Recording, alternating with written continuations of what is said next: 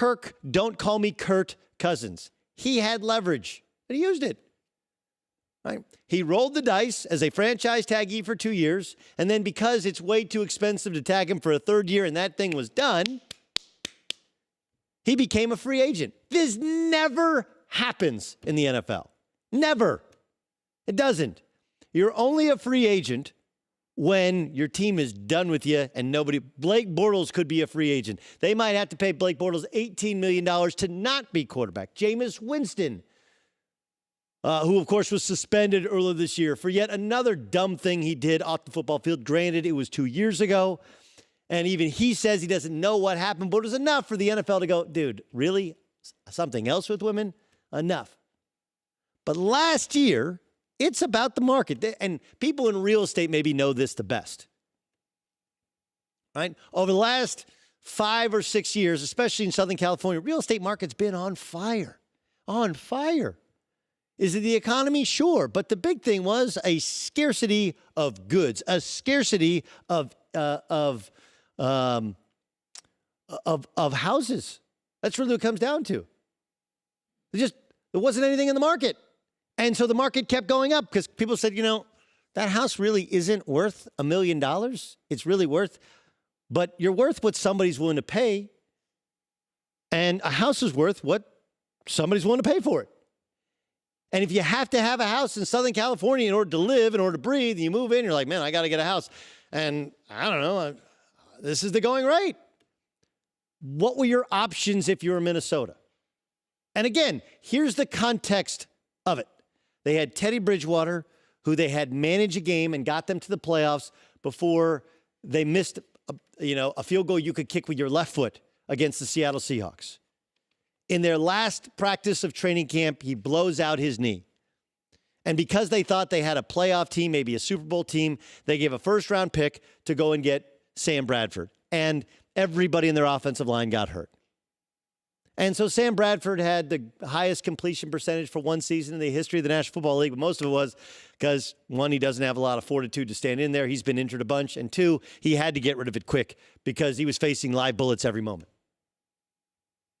Right? This is a franchise that had a plan. Their plan was Teddy Bridgewater, young quarterback, making young quarterback money. Let's build the whole thing around him. And then plans changed when Teddy blew out his knee. And then Teddy comes back last year, but he's not really ready to play. They get Case Keenum, and they got Sam Bradford. And things are going swimmingly until Sam Bradford has one great game. And then because of the years of abuse to that knee and all of the different injuries, it just hurts. So he played like a game and a half, and then he was done.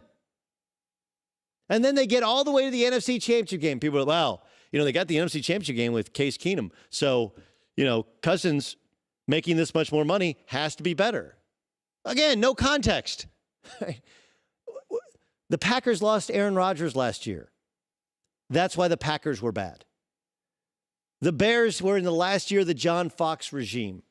This year, they went out and added a great play caller as head coach, some other vital pieces, and oh yeah, by the way, they trade away 2 first-round draft picks for Khalil Mack. That's why they're better. Forget about the fact that around the league, injuries were the story of last year, from Carson Wentz going down or suspensions to Ezekiel Elliott. The NFC, more than the AFC, was decimated by injuries or suspensions.